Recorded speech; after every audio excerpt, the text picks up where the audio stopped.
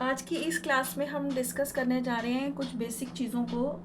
Chapter 1 में आगे जाने से पहले इन बेसिक चीज़ों को हमें जानना ज़रूरी है, इसलिए मैंने ये बेसिक टॉपिक लिया है जो आपने 3rd 4th 5th में भी इसको करा है। तो मेजरिंग यूनिट्स जो है हमारे, मेजरिंग यूनिट, मेजर करना क्या होता है? किसी चीज़ को नापना, तोलना। अब किन चीज़ों को हम नापते या तोलते हैं? जैसे हम कपड़ा लेने जाते हैं या बाज़ार में सब्ज़ी लेने जाते हैं, दूध लेने जाते हैं, तो उन सबको हम कहते हैं, दूध लेना है तो बोलते हैं हम 2 लीटर दे दो, सब्ज़ी लेनी है तो बोलते हैं 1 किलो दे दो, चीनी लेने जाते हैं तो बोलते हैं 2 किलो दे दो, कपड़ा लेने जाते हैं तो हम मीटर बोलते हैं, है ना। तो हर एक प्रॉपर यूनिट जो है हमें मिला हुआ है, तो उसको हम थोड़ा सा आज यहाँ पे डिस्कस करेंगे। सबसे पहले मेजर करने के, नापने के, तोलने के हमारे पास 2 तरह के यूनिट्स हैं। एक को हम बोलते हैं नॉन स्टैंडर्ड यूनिट। अब ये नॉन स्टैंडर्ड यूनिट क्या होते हैं? नॉन स्टैंडर्ड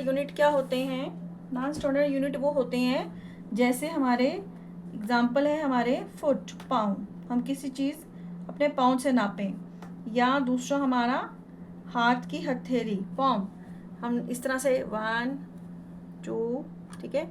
या हमारी फिंगर्स, अपनी उंगलियों से भी हम चीज़ों को नापते हैं कि भाई ये कितनी बड़ी है, पेंसिल है तो ये कितनी है ना। इस तरह से भी नापते आपने कभी घर में देखा होगा, ठीक है।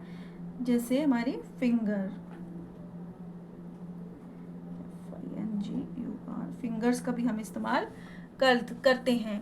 इसी तरह से नॉन स्टैंडर्ड में जैसे कि हम किसी चीज़ को नाप के देना है तो हम ऐसे ही हाथ से ही उसको नाप के दे देते हैं, 1 2 3, इस तरह से भी हम नाप के दे रहे हैं, तो वो नॉन स्टैंडर्ड यूनिट में ही आता है। क्यों नॉन स्टैंडर्ड यूनिट में आता है? कि आपके पाँव, आपके हाथ, आपकी उंगलियां, या आपकी ये जो हथेली है, या आपने देखा होगा कपड़ा नापते हुए किसी को, तो वो इस तरह से अपने हाथों के साथ इस तरह से करके नापते हैं। तो इन सबको नॉन स्टैंडर्ड यूनिट क्यों कहा जाता है? क्योंकि सबके हाथ, पाँव या हथेली या उंगलियां बराबर नहीं होती हैं, सबकी बराबर की छोटी बड़ी होती हैं। तो हो सकता है कि हम किसी को जब नाप के दे रहे हैं या उसके आगे कोई और इस चीज़ को नापता है तो वो कम ज़्यादा हो सकता है, क्योंकि सबके पाँव, उंगलियां और हथेली, आपकी हाथ की हथेली आपकी, या कुछ भी ये जो चीज़ है, पाँव है, ये बराबर नहीं होते हैं सबके। तो इन यूनिट्स को बोलते हैं नॉन स्टैंडर्ड यूनिट्स। इसके बाद हमने क्या हल निकाला कि हम किसी भी चीज़ को प्रॉपरली मेजर कर सकें। हमने एक स्केल यूनिट निकाला जिसको बोला जाता है स्टैंडर्ड यूनिट। क्या बोला जाता है? Standard unit. इसको SI यूनिट भी बोलते हैं, SI यूनिट ऑफ मेजरमेंट। याद रखोगे आप, या आप बोल सकते SI से क्या मतलब है? International standard unit of measurement, कि वो सब जगह इसी से इस्तेमाल किया जाएगा मेजर करने के लिए। इसकी मैं एग्जांपल आपको, सिंपल, आपके पास ये स्केल होता है तो आपने देखा होगा कि स्केल जो है सबके पास बराबर होता है। ये ना किसी के हाथ को देखता है, ना पाँव को, ना उंगलियों को, ये बराबर होता है। मैक्सिमम बच्चों के पास जो छोटा स्केल होता है वो 15 सेंटीमीटर तक होता है ना। यहाँ इतना स्केल होता है सबके पास। आप देख सकते हो अपने क्लास में जब स्केल लगोगे तो सबके स्केल बराबर होंगे। तो स्केल का मतलब ये होता है कि एक ऐसा हमारे पास इंस्ट्रूमेंट है, एक ऐसी हमारे पास चीज़ है जिससे हम चीज़ों को नाप सकते हैं।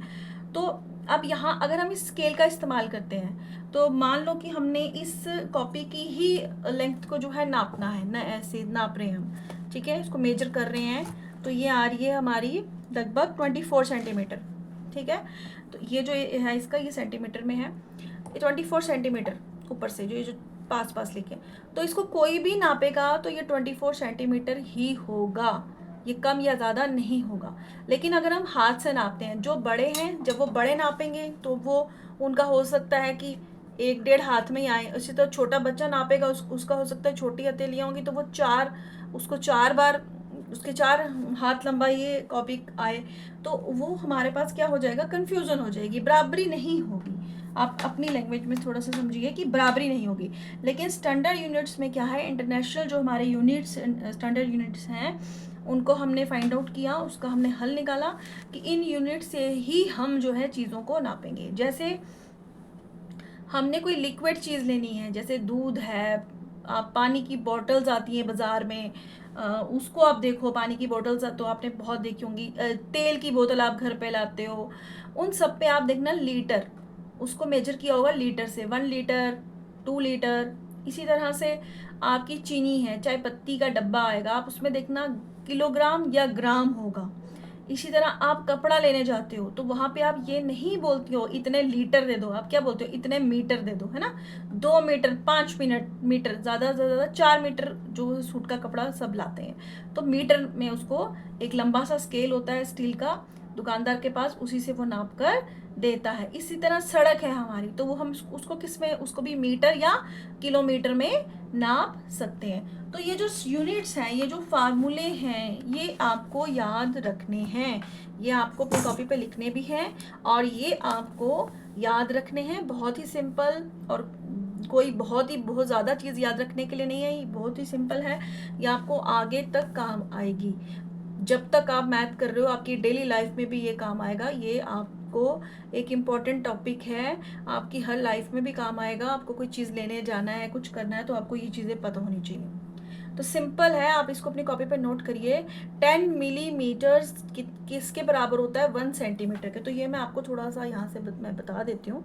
ये देखो, ये जो ये वाली जगह है, इसको 0 गिना जाएगा, और ये 1, 0 से 1 आप अपनी स्केल पे, आपके पास स्केल होगा घर में, आप इसको गिनो। यहाँ पे ये जो छोटी छोटी ये जो लगी हैं लकीरें आपको दिख रही हैं, ये जी हाँ, 0 से 1 ये बीच में 10 होंगी। इसी तरह 1 से 2 तक ये बीच में ये जो लगी हैं ये लकीरें छोटी छोटी, ये 10 होंगी, 10 होंगी। इन्हीं को मिलीमीटर बोला जा रहा है कि 10 millimetre is equal to 1 centimetre. और 1 से 2 तक फिर देखिए आप, छोटी छोटी ये 10 होंगी, फिर आगे 10 होंगी, ये सब 10 होंगी। सब बीच में आप अपने पास स्केल लो और उसको गिन के देखो, ये सब छोटी छोटी जो लकीरें ये डली हैं, ये सब 10 होंगी। 0 से 1 तक भी 10, 1 से 2 तक भी 10। अब भी अपना स्केल निकालो और इसे गिनो, और ये सबके स्केल पे ऐसे ही होंगी। इसी को बोला जाता है स्टैंडर्ड यूनिट ऑफ मेजरमेंट। तो याद रखा है आपने कि 10 मिलीमीटर, वो जो छोटी छोटी मैंने आपको लकीरें बताई 10 होंगी, और बीच में वो 10 मिलीमीटर किसके बराबर है, 1 सेंटीमीटर के। ठीक है, एक ये चीज आपने याद रखनी है। दूसरा अब आ गया मीटर का। 1 मीटर, 1 मीटर किसके बराबर है, 100 सेंटीमीटर। 1 metre 100 centimetre. अब जैसे ये स्केल, ये तो छोटा है, ये कितने सेंटीमीटर का है आप देख रहे हो, ये देखो 30 सेंटीमीटर का। ठीक है, ये इतना स्केल जो हमारे पास होता है, जो आप यूज़ करते हो, छोटा जो आपकी ज्योमेट्री बॉक्स में होता है, वो 15 का होता है, और ज़्यादा से ज़्यादा ये 30 का हमें स्टेशनरी पे मिलता है। लेकिन इसी तरह 30, 40, 50, 60, 70, इसी तरह 100 पे जब जाएगा, इतना बड़ा जो स्केल होगा, जो 100 तक लेके जाएगा, तब वो 1 मीटर के बराबर होगा।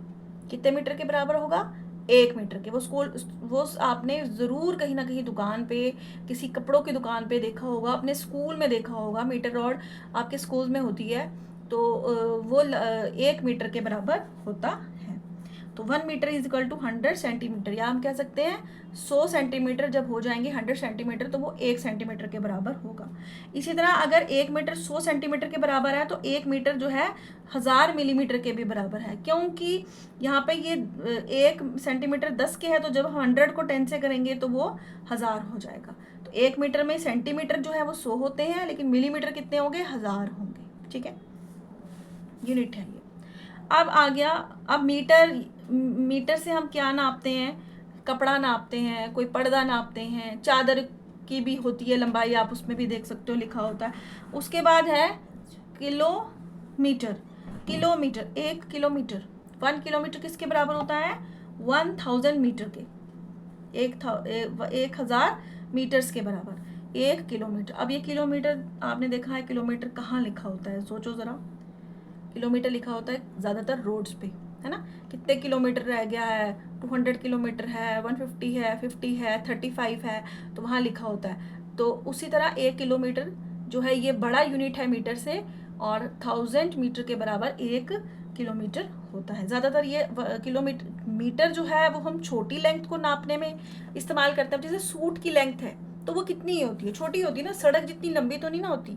तो लेकिन किलोमीटर हम बड़ी लेंथ को, जैसे कि कोई बहुत बड़े बड़े सड़कें हैं, या बहुत बड़ी कोई रस्सी है, उसको भी नापने में हम इस्तेमाल कर सकते हैं, लेकिन वहाँ पे मीटर का इस्तेमाल होगा। किलोमीटर जो है वो सड़कों के लिए ही, डिस्टेंस के लिए, सड़कों के लिए आप वो इजी समझो कि डिस्टेंस के लिए, सड़कों के लिए, दूरी के लिए जो है वो इस्तेमाल होता है। बस ये आपने याद रखनी है, ये यही है, ये आप आगे पीछे नहीं कर सकते, ये स्टैंडर्ड यूनिट मेजर किए हुए हैं, ये आपने याद रखना है।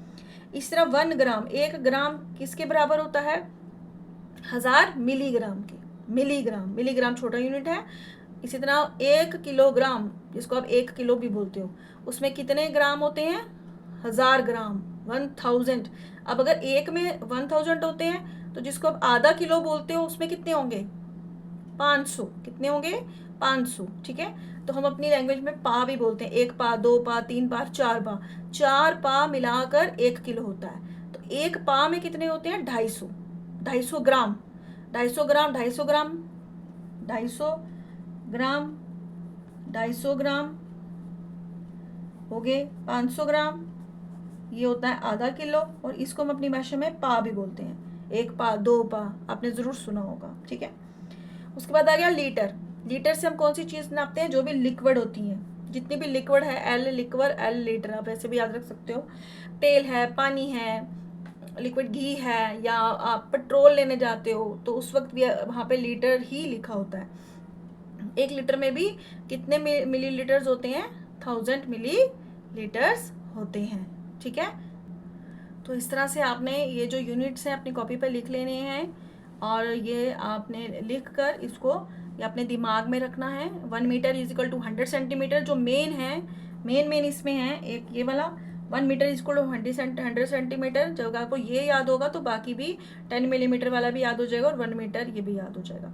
इसी तरह मेन जो है, इसमें आपने मेन याद रखने हैं, वो है आपसे कोई जो पूछ सकता है, 1 metre is equal to 100 centimetre, 1 kilometre is equal to 1000 metre, और 1 litre is equal to 1000 millilitre. ये 3 जो है आपको मेन याद होने चाहिए। सिर्फ 1 मीटर में 100 सेंटीमीटर है, बाकी आप देख सकते हो 1 किलोमीटर में 1000 मीटर है, और 1 लीटर में भी 1000 मिलीलीटर यहाँ पे दिए हुए हैं। तो इस तरह से आपने ये अपनी कॉपी पे लिखो और इनको थोड़ा सा अपने दिमाग में रखो। इसके बाद हम आगे नेक्स्ट क्वेश्चंस आगे नेक्स्ट वीडियो में करेंगे। Thank you.